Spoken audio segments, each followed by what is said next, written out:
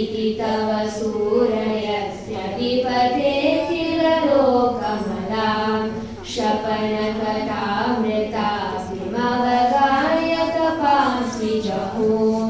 किमुत पुनः स्वधामविदुताशयकालगुणां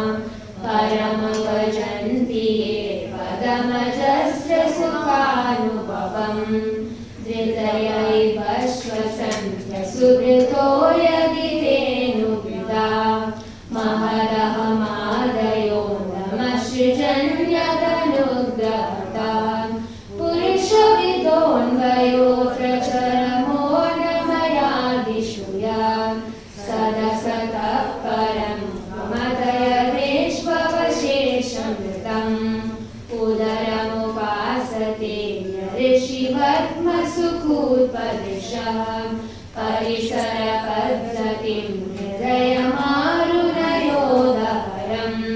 ततमुदगादनन्तकवदामशिरः परमम् पुनरिहयत्समेत्य न पतन्ति कृतान्तमुखीं स्वकृतविचित्रयोनिषु निषन्निव हेतुतया तरतमतश्चकाक्ष्य न लभत्स्वकृतानुभूतिम्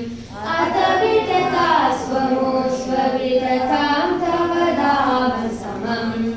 विरजनियोनुयन्त्यविधिपन्यवरेकरसम् स्वकृतपुरेष्वमीष्वबहिरन्तरसंवरणम्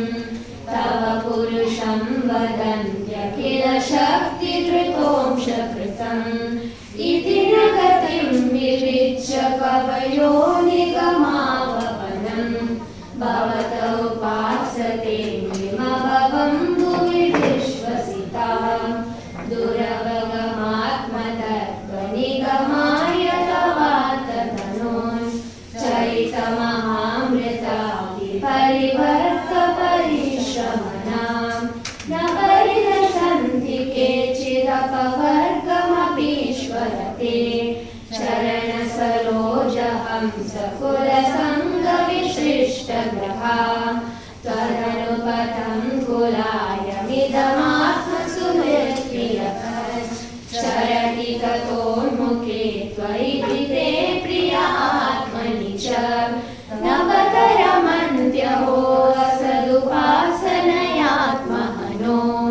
यदनुशया भ्रमन्त्युरुभयेर्कुशरीरभृतः निवृतमरुन्मनोक्षहृदयोगयुजो हृदियन् मुनय उपासते तदरयो स्मरणात् श्रियौरगेन्द्रभोगभुजदण्डविशक्रदियो वयमपि ते समासमदृशोऽपि सरोजसुधा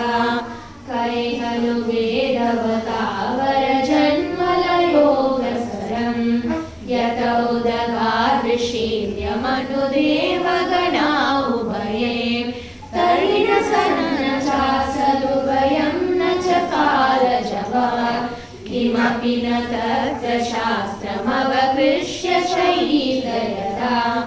जनिमसतः सदो मृत्युतात्मनि ये च विदां विपणमृतं स्मरन्त्युपदिशन्ति तारुपितै त्रिगुणमय पुमानिति विदाय दबोधकृता त्वयि न ततः परत्र सववेरवबोधरसे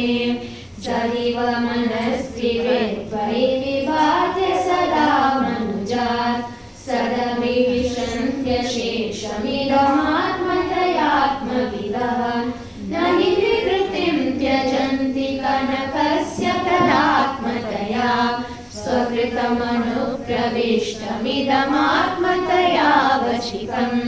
तव परिहे चरन्त्यखिल सत्त्वनिकेततया तव तपदा प्रमन्त्यभिगणय्य शिरो निवृते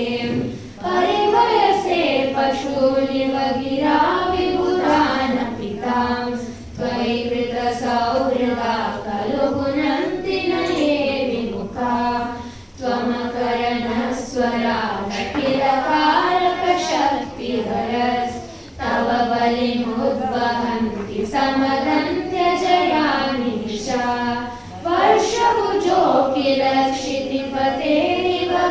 विश्वसृजो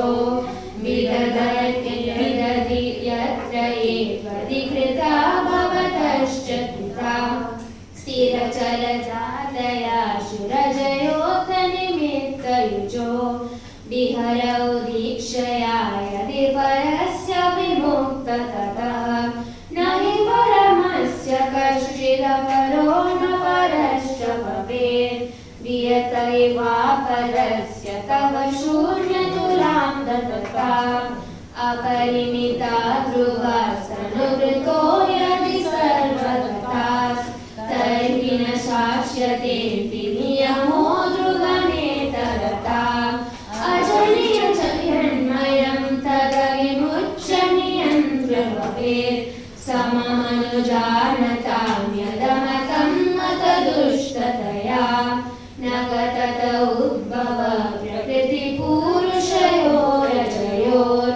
उभययुजा भवन्त्यसुकृतो जलबुद्बुधवत् त्वयि ततो विविधनामगुणै परमे सरितैवार्णवे मधुनिधिर्युरशेषरसा नृषु तव मायया भ्रमममीश्वगतर्पिषम्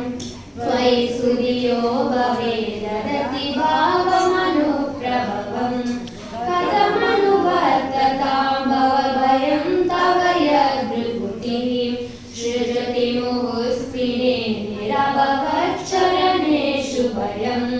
विजितवृषीकवायुभिरदान्तमनस्तुरगम् यैहयतन्ति यन्तुमतिलोलमुपायकृतः व्यसनशतान्विता समवहाय गुरोश्चरणम् वणिजैवाजसन्त्यकृतवर्णधरा जलदौ स्वजनसुतात्मधारधनधामगरा सुरतैस्त्वयि सति किं नृणां शयत आत्मनि सर्वरसे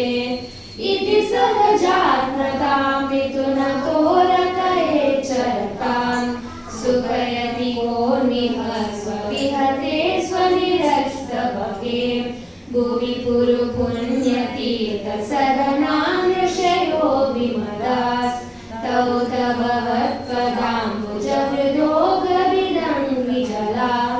ददति सकृन्मनस्त्वयि आत्मनि नित्यसुखे न पुनरुपासते पुरुषसारहरावसतान् सतैरवुत्थितं सदिति चिन्मनुतर्कहतं व्यभिचरति क्वच निशानततो भययुक् व्यवहृतये विकल्पैषितोऽन्धपरम्परया भ्रमयति भारती तौरुवृत्तिविरुक्तजतान् न्ययदिदमग्रहासनभविष्यदतो निधनात् अनुमितमन्तरा त्वयि विभाति मृषैकरसे अतोपमीयते द्रविणजातिविकल्पपते विडतमनोविलासमृतमित्यमयन्त्यबुधा स यदजयात्वजा मनुषैकगुणांश्चरजथुसान् भजति सरूपकां बलनुमृत्युमवेत भगः त्वमुत जहासितामहिरिव त्वचमातभगो महसि महीयसे सगुलिते परिमेयगः यदि न समुद्धरन्ति यतयो हृदि कामजता दुरधिगमोषता हृदि गतो स्मृतकन्तमणिः असुदृतयोगिनामुभयतोऽप्यसुखां सद्भगवन् अनपगतान्तान्त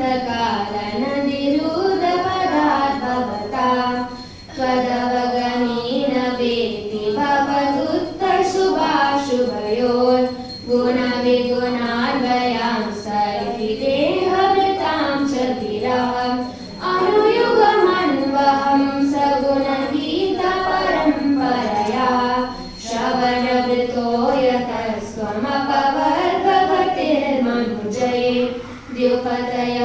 एव तेन ययुरन्तमनन्तलया त्वमपि यदन्तरान्तनिजया नगुसाभरणा कैवरजांसि वार्तिकरसा सा यच्छ्रुतयस्त्वयि फलन्त्य